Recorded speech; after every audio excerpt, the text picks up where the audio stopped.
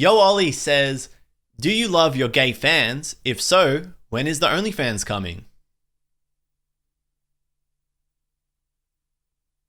Soon. The first ever okJLUV Ask Me Anything is sponsored by Boxu. You heard correctly, I've taken my eating habits to the next level thanks to Boxu and their monthly snack subscription, which features a delightful assortment of Japanese snacks that are delivered straight to your doorstep. And by using code JLUV10 via the link in the description, you can get 10% off your snack subscription, so you too can enjoy the delectable variety of tonkotsu senbei, mochi puffs, and white chocolate strawberries. And don't forget that Boxu is giving one lucky person the chance to win free tickets to Japan. All you've got to do is hold a Boxu snack subscription by December 31 this year. So make sure to use code JLUV10 to get 10% off your subscription and you will go in the chance to win. Terms and conditions are in the description below. Good luck. Speaking of going to Japan, this is one of the questions I get asked all the time on the channel. This one comes from Daniel Trin, and Daniel says, one of the main reasons I enjoy your channel is your connection to Japan and the ability to speak the language. I'm curious if you've ever been to Japan,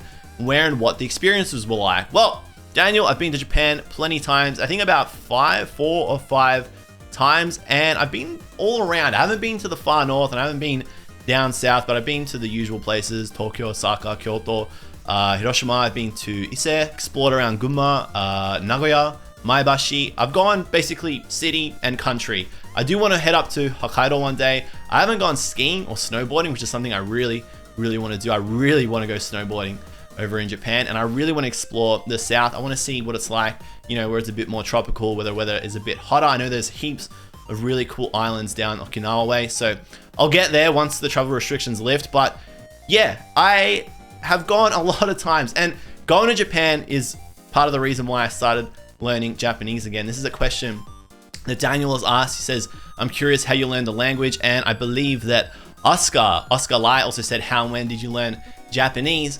Basically, I went to Japan for the first time after I'd stopped studying Japanese in high school, and from there I was like, why did I stop studying Japanese? Like, this is really cool. I figured I'm only, you know, it's cliche, but you only live once. So I was like, you know what, might as well continue and start learning Japanese again, because I feel like learning languages, and Japanese in particular, is pretty empowering. It's very challenging too, but it's so rewarding for that reason. As for tips, all I can advise you is to immerse yourself in as much as possible. Music, drama, movies, manga, anime. A lot of people say don't use manga and anime to study. If you use them primarily, you'll have a hard time. But as a component of study, you know, podcasts, radio, all those things together, and of course textbooks, you really got to immerse yourself to really, I guess, unlock the osmosis component of learning Japanese. There are so many great resources on YouTube. I recommend Dogen for pitch accent. It's actually a really good channel, but there's plenty. So my advice to you, study hard. You can't be lax and lazy with it. Clarky Pokemon says, did you always open Pokemon products at the rate you do now, or did you build up to it? What's been the game plan for affording it? Sorry if that's touching on personal finance info.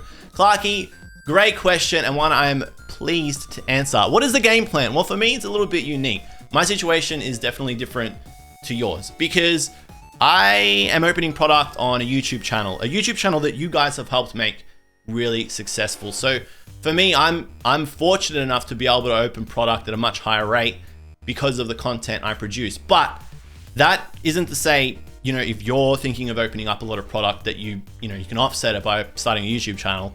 That's not the case. And using product to create content is a very slippery slope. It's not a sustainable content creation pathway. So my game plan is, I don't have one. I can't help the way I spend. I have a spending issue and I like to blow my money on Pokemon cards. I'm an absolute degen. That is the legitimate answer. Clark, if you're looking for something more, I ain't got it. Abdullah says, are you the type of person to give into FOMO? We all feel it a bit. And if so, are you willing to bite the bullet and buy things at higher prices, or would you rather miss out and not contribute to the whole scalper issue? It's quite difficult sometimes. Also, what's your dog's favorite food? Stitch's favorite food? It's cheese. She loves cheese. As for the FOMO question, yes, I would be lying if I said I didn't give into FOMO. I've given into FOMO many times this year. I have bought a lot of cards that have sunk in price very quickly after I've bought them. I think most recently I'd have to say was the Umbreon VMAX Special Art from EV Heroes. I think I bought that at 45,678 yen. Last I checked, it's like 30,000 yen, so it's a pretty cheap card now. Okay, hang on. Let me rephrase that. It's cheaper than it was. But basically, yes, I have given into FOMO. I find a price point that I'm comfortable with paying, and then I pay it. I can control my FOMO, but sometimes I look at prices for cards or product and I say to myself, you know what? Personally, I don't think this is gonna drop any further, and I'm okay with paying this price, so I'll pay it. As for buying into the scalp issue, I don't really buy product day one unless I can find it at retail. I try to stay away from buying secondary market product. So I don't really give into FOMO on product, but for single card prices, I've definitely been called out a couple times myself. If you've done it, recognize it, live and learn, don't make the same mistake twice. That's it. All right, I feel like one of these snacks. So I'm gonna dig into this. This is Seasons of Japan Boxu. And I already know what I want straight away. I want something sweet. This is the pear fromage. This is like a pear biscuit, and it's got a little bit of cheese inside of it. It's delightfully soft. I had one before, actually. I had one earlier today. It doesn't have a really strong cheese taste. It's a very light fromage with mostly sweet little tangs of pear. And a very crunchy biscuit. It's delicious. Zendong Tan says, what's the most regretful purchase of Chase cards and why? It's got to be the Inteleon VMAX special art from the Inteleon VMAX high class deck. I think I bought it day one or day two and I paid 10,000 yen.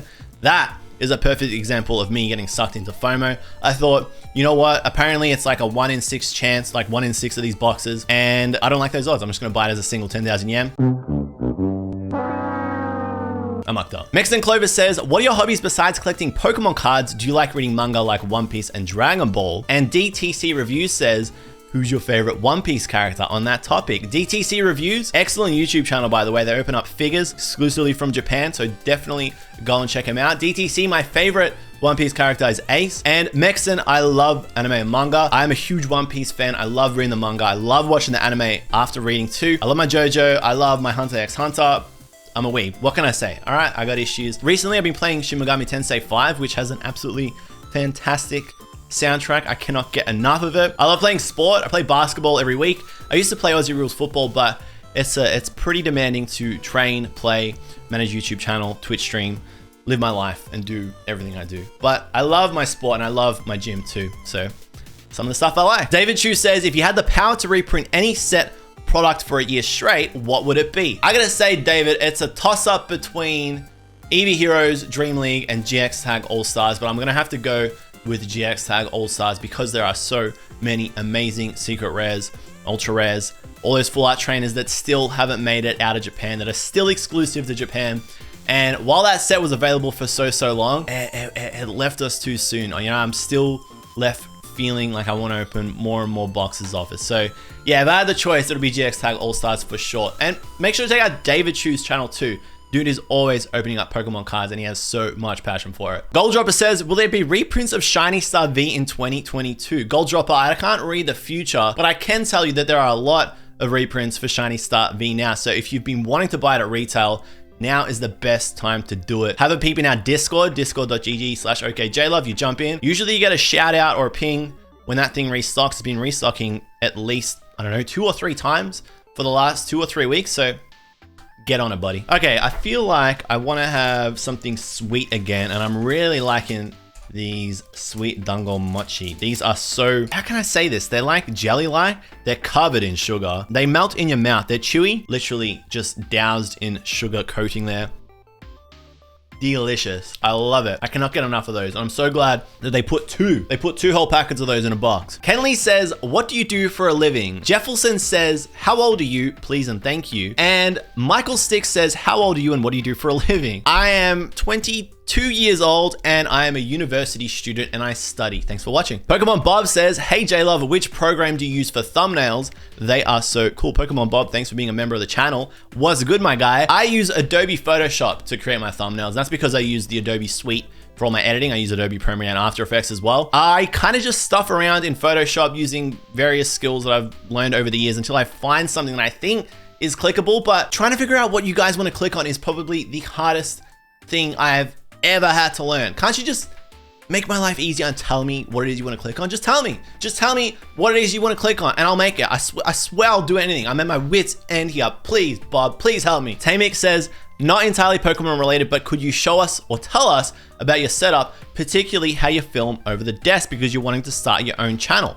best of luck to your team, Mick. I'm gonna give you some really good advice. Basically, all I do, I got one camera here, and I've got a really dubious desk mount that's like bendable that I got off Amazon. And then I like clip my iPhone into it. That's it. That's all you need to get started. You could even use a webcam as your main cam. It's super easy to get started creating YouTube videos, and I highly recommend it to anybody. I'm thinking of upgrading my setup right before VMAX Climax drops because I want to capture everything in 4K, but you can get by with your iPhone. It's a fantastic camera. With some good lighting, which is very important, and some very crafty editing, you can make fantastic videos with your iPhone. So I highly recommend it. Tay, when your channel starts going, make sure to tell me. I'll be subscribing. Needle Storm says, which do you like more, streaming or making videos? That's such an excellent question. I love making videos. I really like making videos here at YouTube because I like bringing my ridiculous and stupid ideas to life on the channel, and you guys seem to like them, which is cool. But I really like streaming too because I like interacting with you guys, answering your questions, talking with you live. Who is voting C? What the hell is wrong? Who is voting C? And tell me who you are so I can ban you. Very bad chat. Shocking taste. Tony, I'm parking the car. Catching up during the week. I do stream 2 to 3 times a week. Just catching up during the week and sort of, you know, getting a feel for how everyone's feeling about the hobby at the moment. So I'm 50-50 on both. I absolutely love streaming, but I love creating videos here too. I like to bring my ideas to life, and I've got so many ridiculous ideas in the pipelines. I just need to, my scope, I have scope creep. I probably let my ideas get a little bit too carried away, and then they get really difficult to produce and edit, but I'm trying my best. Stand User 12 says, I've been buying Japanese booster boxes online, and it seems like many of the reviews claim that the boxes have been resealed. Do you think this is a common problem with Japanese boosters? And what's the best way to stay clear and be safe? Excellent question, Stand User. This wasn't a big issue until about this year, especially when stores started taking the shrink wrap off boxes when customers were buying them. This is a common practice in Japan, and even the Pokemon Center Japan does this. They will take the seal off the pack off the box when you buy it because the store is assuming that you're just going to open the box and open the pack, so you're not going to resell it. And it deters you from reselling it because nobody wants to buy a booster box without the shrink wrap on. So resealed boxes are a thing. I have heard of a lot of people get scammed by them, especially when they buy from third-party sellers on Amazon Japan. So keep your wits about you. Generally, if it's too good to be true, usually is. And if you're worried about your box being resealed entirely with, you know, new plastic on it, check out the video I made a few months ago. I went through this for Sword and Shield sets and Sun and Moon sets, and I think I even did it for high class packs too. And I showed you how to determine whether the seal is the factory seal or, you know, the signs to look out for if it's a fake seal. So check that video out, and that should quell your fears. Don't stress too much about it, and be savvy when you buy your products. Okay, this one comes from One Miss JX. How you going, One Miss JX? And she says, what would be your ultimate dream set? Well, it's easy. It's a VMAX Climax. I know that's a very convenient answer, but it literally answers all my dreams. It is the spiritual successor to Dream League, which is one of my favorite sets. I don't know if you guys caught my Dream League Master Set video, but I'm super passionate about those character rares, and we're getting so many of those character rares and character super rares with this set, plus of all of those amazing full art trainers. So this is easily my dream set, and I am super excited for it, as most of the Japanese Pokemon card collecting world is. I cannot wait to open it up with you guys. Sean Law says, what is your holy grail Pokemon card that you want in your collection? And this is a super easy one for me to answer. It's the Crystal Charizard from Skyridge, or for the Japanese expansion, Mysterious Mountains. In particular, it's the Japanese version, and it's a pretty tricky card to get a hold of in really good condition. It's super expensive. I know I can get it if I just sell a lot of the cards that I don't love too much and then use that money to buy the chase. But yeah, I haven't really gotten to that point yet, and I've got to find the right card because I do want it raw because it is by Corki Saito, and I do want to put it in my Corki Saito binder. So I'll get there one day. Krunk says, how do you get your hair to look the way that it does? And Son of a Mailman says, what is the secret to your fab hair? And how could you rank Umbreon VMAX Alt so low? Get off my back. I think I put it at like rank B or A. Those are still really good ranks. Yarn says, hey, I'm wondering if it's a good idea to keep Evolving Skies booster boxes sealed or to just open them up. Now, granted, this question was a month ago. Yarn, I'm so sorry it took me a month to get off my ass and make this video, but I think I can answer this question now. Listen, if you're investing, let's be serious.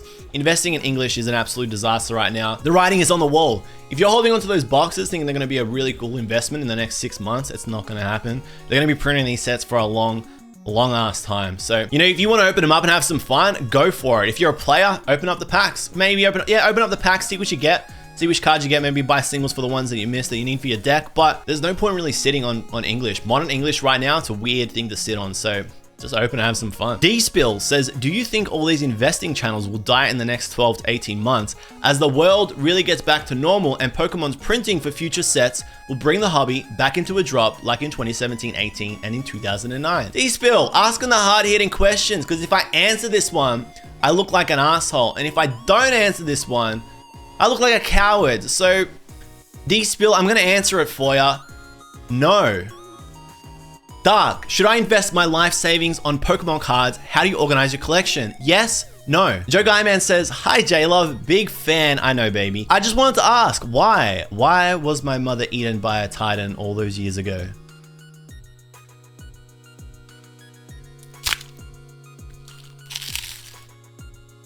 Like, subscribe, leave a comment, follow me at Twitch, and I'll see you in the next one. Peace out. Thanks for watching.